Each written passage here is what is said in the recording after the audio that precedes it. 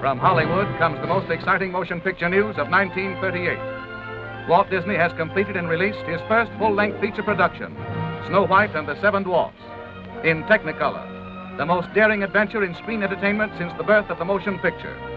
As its credit titles, longest in cinema history, flash across the nation's screens, audiences for the first time realize the tremendous amount of manpower required for the production of this epoch-making animated picture.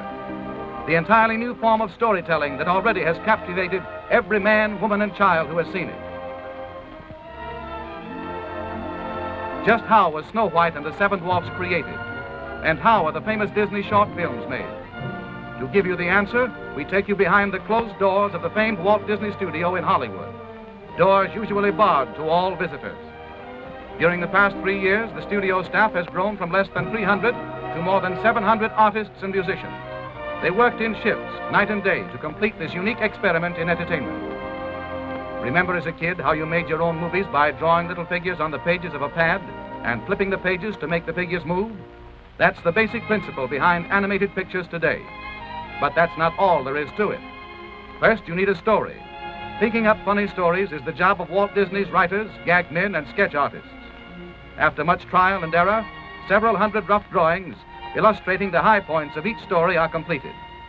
Let's follow the story into conference, where Walt Disney and his hard-boiled directors look it over.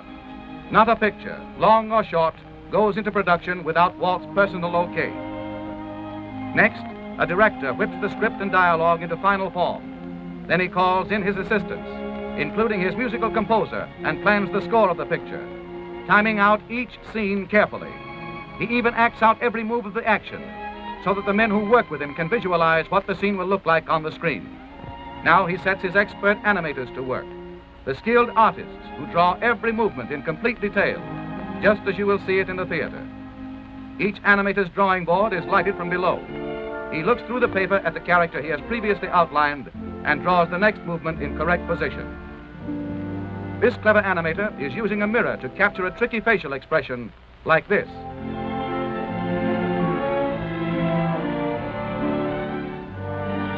Let's move along to the test camera department. Here the animator's rough drawings are photographed in sequence, one at a time. This film is developed and returned to the animator, who checks to see how good it is by running it in a small projection machine called a moviola.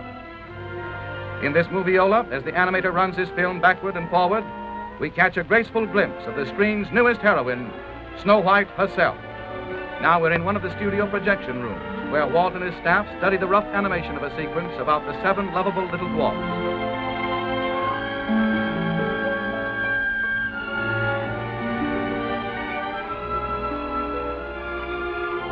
Once they are okayed, the thousands of pencil drawings go to the inking department. Here, hundreds of pretty girls, in a comfortable building all their own, well lighted, air-conditioned throughout, cover the drawings with sheets of transparent celluloid.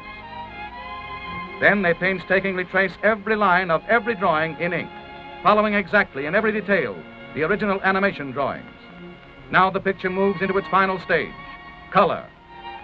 In the studio paint laboratory, all colors used are made up from secret formulas. Expert chemists develop more than 1,500 different shades of color for Snow White and the Seven Dwarfs. The inked celluloids next go to the painting department, where more pretty girls apply the final colors on the back. Snow White and the Seven Dwarfs required 250,000 celluloids painted like this one. In another department of the big Disney studio, artists delicately paint the beautiful stage settings for the picture. These backgrounds are done in watercolor. Artists work for months on backgrounds like the interior of the Seven Dwarfs cottage. But the colossal task isn't finished even yet. The celluloids and backgrounds must still be photographed by the master camera in Technicolor. Here the operator puts a Donald Duck celluloid on top of a background as the overhead camera exposes one frame of film. To photograph Snow White and the Seven Dwarfs, this operation had to be repeated more than 500,000 times. Next, the film passes into the hands of technicians, and the sound effects are recorded.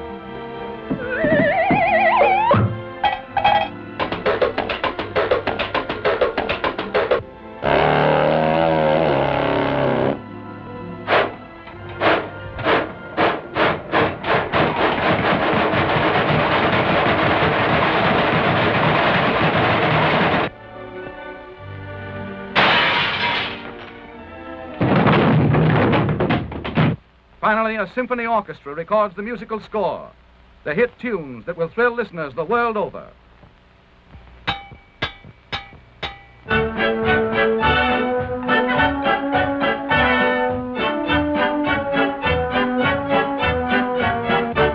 Now comes a crucial moment, the picture's world premiere in Hollywood. Crowds flock to see an animation exhibit set up outside the theater and to enjoy Dwarfland, a miniature village with real dwarfs. When the picture opens at the famed Carthay Circle Theater, every star and executive in the movie colony turns out to pay tribute to the genius of Walt Disney. Leo Spitz, president of RKO Radio Pictures, Mickey and Minnie Mouse, and Donald Duck, Bob Burns and the Seven Dwarfs, Shirley Temple, Marlena Dietrich and Doug Fairbanks Jr., Luella Parsons, famous movie critic, and Walt Disney himself to present to the world his greatest achievement. Next day, newspaper and magazine critics rave about Snow White and the Seven Dwarfs, says the usually hard-boiled reviewer of Time magazine.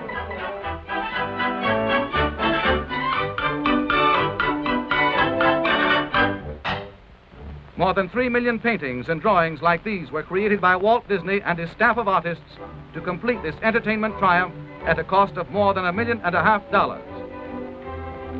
Snow White and the Seven Dwarfs broke every box office record at the Carthay Circle Theater. Audiences universally acclaim it as something entirely new in motion pictures. They love its new and amazing characters.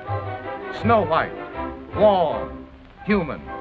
They thrill to its love story, tender and romantic. They remember its music, its 8 big new song hits. They laugh uproariously at the most amusing characters Walt Disney has ever created, the 7 little dwarfs. But let Walt Disney tell you about them himself. Dwarfs' names fit their personalities. This pompous-looking individual is Doc, the self-appointed leader of the group. And this little fellow is bashful. He's secretly in love with Snow White. And this funny face is Sneezy. He has hay fever. And old droopy eyes is called Sleepy. And Happy here with the beaming smile. And old...